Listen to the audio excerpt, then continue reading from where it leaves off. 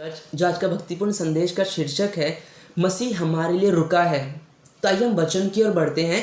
मत्ती 8वां अध्याय पहले से 3रा वचन तक मैं आपके सामने पढ़ता हूँ। जब यीशु उस पहाड़ से उतरा तो एक बड़ी भीड़ उसके पीछे हो ली और एक कोढ़ी ने पास आकर उसे प्रणाम किया और कहा, हे प्रभु, यदि तू चाहे तो मुझे शुद्ध कर सकता है। यीशु ने हाथ बढ़ाकर उसे छुआ और कहा, मैं चाहता हूँ, तू शुद्ध हो जा। और वह तुरंत कोढ़ से शुद्ध हो गया। मैं यहाँ पे कुछ बातों को पहले रखना चाहता हूँ आगे बढ़ने से पहले।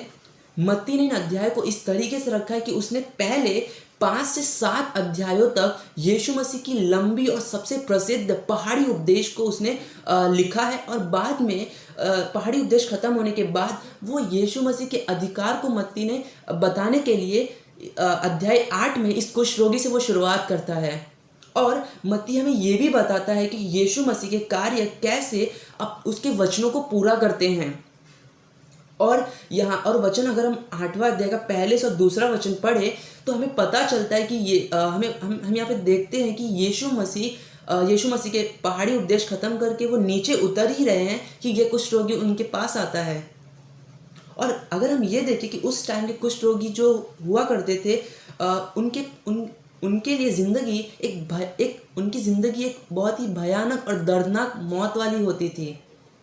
क्यों? लेकिन उस समय कोई उपचार नहीं, इसलिए। और ये बीमारी फैलने के लिए लगभग 12 से 13 साल लग जाते थे, यानी उन्हें हर दिन मर मर कर जीना पड़ता होगा। और अगर हम ये देखें कि उस टाइम के जो रब्बी हुआ यानी धर्म गुरु जो हुआ करते थे, वो किस तरीके से कुष्ठ रोगी के साथ व्यवहार करते थे, तो वे जो कुष्ठ रोगी के साथ वे कुष्ठ रोगी को अछूत समझते थे और वो इतनी दूरी बनाकर रखते थे कि उनकी दुर्गंध इन तक ना पहुँचे। उनके उस कुष्ठ रोगी के संपर्क में आना यानी एक मरे हुए शरीर को छूने के समान था उनके लिए। और जब भी वो उस टाइम के जो रब्बी थे या फिर धर्म गुरु जो थे, अगर किसी कुष्ठ रोगी के सामने दिख जाता है कोई कुष्ठ रोगी, तो उसे वो पत्थर मार मार कर दूर करते थे और भगाते थे। तो यहाँ पे हमें पता चलता है कि एक कुष्ठ रोगी केवल बीमारी से ग्रसित नहीं है, बल्कि वो मानसिक, सामाजिक और धार्मिक, शारीरिक पूरी तरह से वो ग्रसित है इस चीज़ से।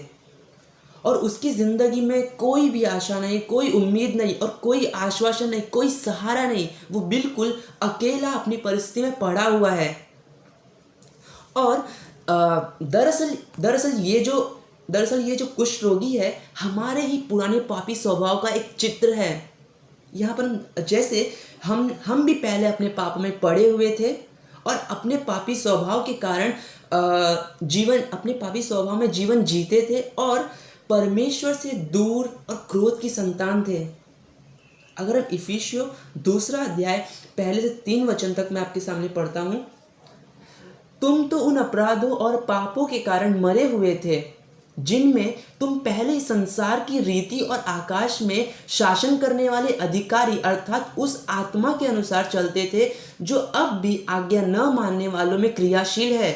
उन्हीं में हम सब भी पहले अपने शरीर की लालसाओं में दिन बिताते थे, शारीरिक और मानसिक इच्छाओं को पूरा करते थे और अन्य लोगों के समान स्वभाव ही से क्रोध की संतान थे। तो हम भी कुछ इसी कुष्ठ रोगी के समान ही हैं। मगर हम उसी 8वें अध्याय के दूसरे वचन में अगर हम आगे की ओर बढ़े तो एक महत्वपूर्ण बात पता चलती है हमें। वो जो कुष्ठ रोगी होता है, वो यीशु मसीह को पास आता है अपने तकलीफ को लेकर, और घुटने पर आकर वो यीशु मसीह को परमेश्वर कहता है, प्रभु कहता है। और उसे ये पूरा विश्वास होता है कि यीशु मसीह से ठीक और चंगा कर सकते हैं। और यीशु मसीह का जवाब है, वचन 3 में अगर हम पढ़े तो यीशु मसीह का जवाब है, हाँ, मैं चाहता हूँ, तो शुद्ध हो जा। आज यीशु मसीह तैयार है हमें भी शुद्ध करने के लिए। आज बस हमें उसके पास जाने की ज़रूरत है।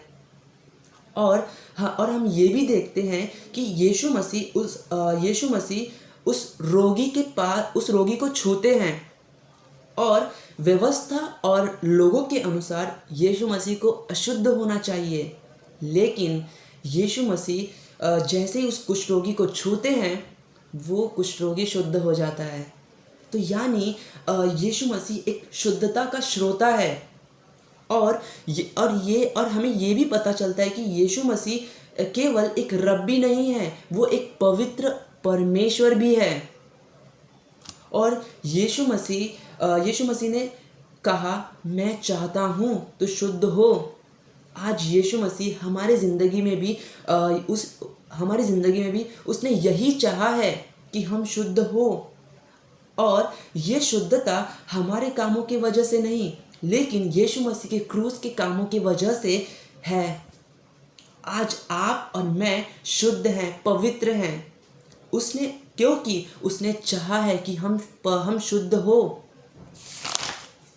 तो हमें कुष्ठ रोगी के चंगाई से पता चलता है कि यीशु मसीह शारीरिक चंगाई देने में निपुण है। और यीशु मसीह के क्रूस से हमें ये पता चलता है कि यीशु मसीह हमें आत्मिक चंगाई देने में निपुण और विश्वास योग्य हैं। यीशु मसीह का उस कुष्ठ रोगी पर तरस खाना, उसे छूना और उसे शुद्ध करना, ये कोई बड़प्पन या फिर ये कोई संयोग नहीं है, बल्कि ये मसीह का प्रेम है जो आज हमारे लिए भी है। आज यीशु मसीह ने हम पर भी तरस खाया है और उन्होंने हमें भी छुआ है और उन्होंने हमें भी शुद्ध किया है।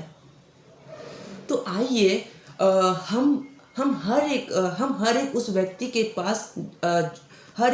के पास जाए जो सिर्फ शारीरिक चंगाई नहीं बल्कि आत्मिक चंगाई भी चाहता है।